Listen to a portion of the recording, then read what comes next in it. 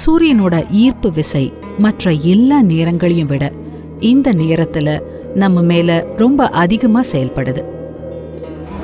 பொதுவா பெண்கள் செய்வனவற்ற ஆண்களும், ஆண்கள் செய்வத பெண்களும் செய்றாங்க. கருவுறுவதற்கும் இது ஏற்ற சமயம் இல்லை. இந்த மாசத்துல நீரோட தொடர்புல இருப்பதற்கு பல செயல்முறைகளை இந்த கலாச்சாரத்துல உருவாக்கினோம்.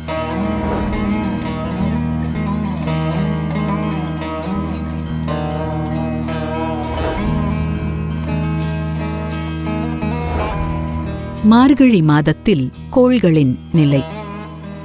ஆன்மீக பாதையில இருக்கிறவங்களுக்கு வருஷத்தோட இந்த நேரம், அதாவது மார்கழி மாசம் ரொம்ப முக்கியத்துவம் வாய்ந்ததா கருதப்படுது. மார்கழி மாசம் டிசம்பர் 16ஆம் தேதி துவங்குது. வருஷத்தோட இந்த நேரத்துல பூமி சூரியனுக்கு ரொம்ப பக்கமா இருக்குது. அதாவது பூமியோட வடபாதி ரொம்ப உஷ்ணமா இருக்க வேண்டிய நேரம் இது.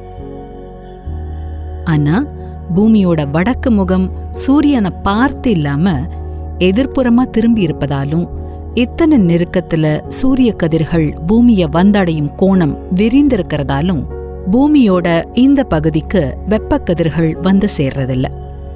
பூமி இன்னும் சற்று விலகி இருந்தா இந்த நிலை மாறி சூரியனோட வெப்ப கதிர்கள் நம்ம வந்தடைந்திருக்கும்.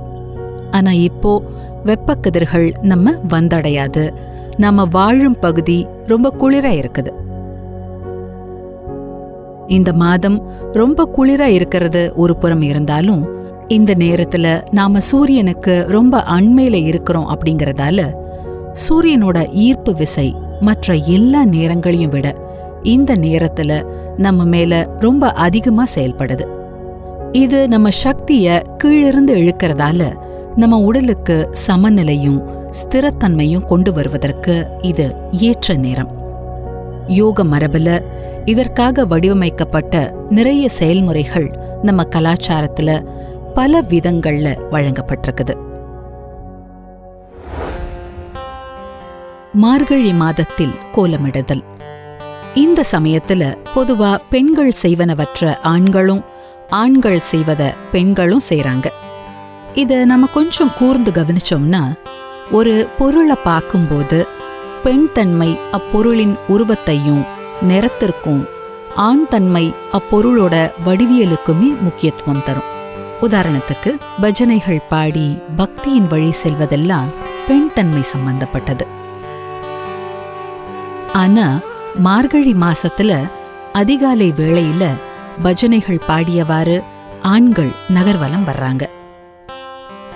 அதே போல வடிவியலும் ஆண் தன்மையும் நேரடி தொடர்புடையவை. மார்கழியிலேயோ பெண்கள் வடிவியல்ல லயிப்பாங்க.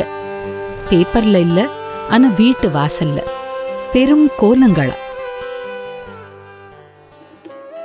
மார்கழி மாதத்தில் ஏன் திருமணம் செய்யக்கூடாது?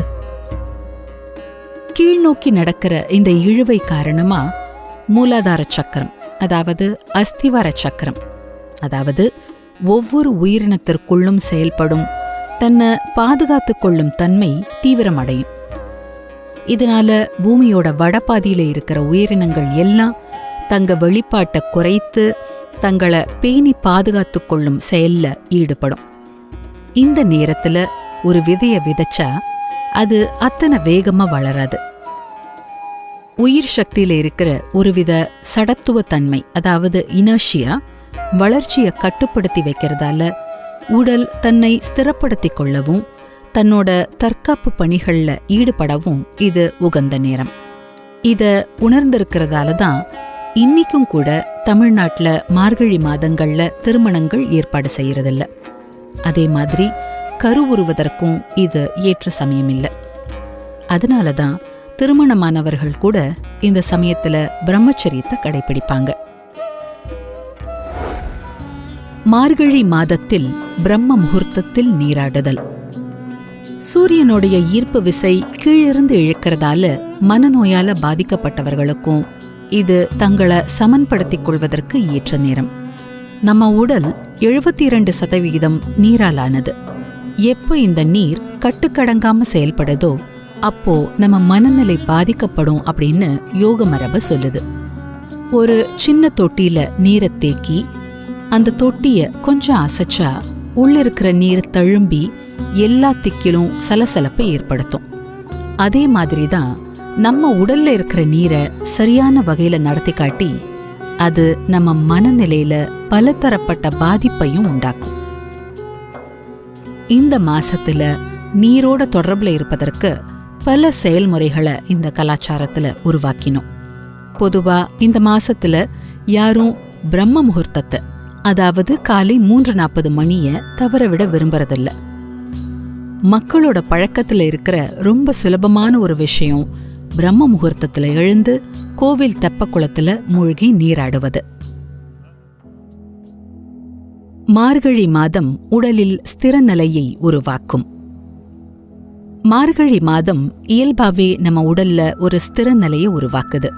பெரும்பாலான ஆன்மீக சாதகர்கள் இன்னைக்கு ஒரு அடி முன்ன வச்சா நாளைக்கே ஒரு அடி பின்ன வைக்கிறது அப்படின்னு முன்னும் பின்னும் அலைப்பாய்ந்துட்டு இருக்கிறாங்க. இது ஏன் அப்படின்னா, தங்களை ஸ்திரப்படுத்திக் கொள்ள போதுமான ஆன்மீக பயிற்சிகள்ல அவங்க ஈடுபடல. உங்களுக்குள்ளேயே ஸ்திரம் இல்லாத போது உங்க சக்தி மேல் நோக்கி இழுக்கப்பட்டா அது உங்களை ஒரு சமநிலையற்ற நிலைக்கு கொண்டு செல்லும். அதனால இந்த மார்கழி மாதம் ஸ்திரத்தை வளர்த்து கொள்வதற்கும் அடுத்து வரும் தை மாதம் வேகமா முன்னேறி செல்வதற்கும் பயன்படுத்தப்படுது. உங்களுக்குள்ள நீங்க திடமா இருந்தாதான் இன்னும் மேல் நோக்கி செல்ல உங்களுக்கு துணிவு வரும். இந்த மார்கழி மாதம் உங்களுக்குள்ள ஒரு சமநிலையும் ஸ்திரமும் உருவாக்கிக் கொள்வதற்கான நேரம்.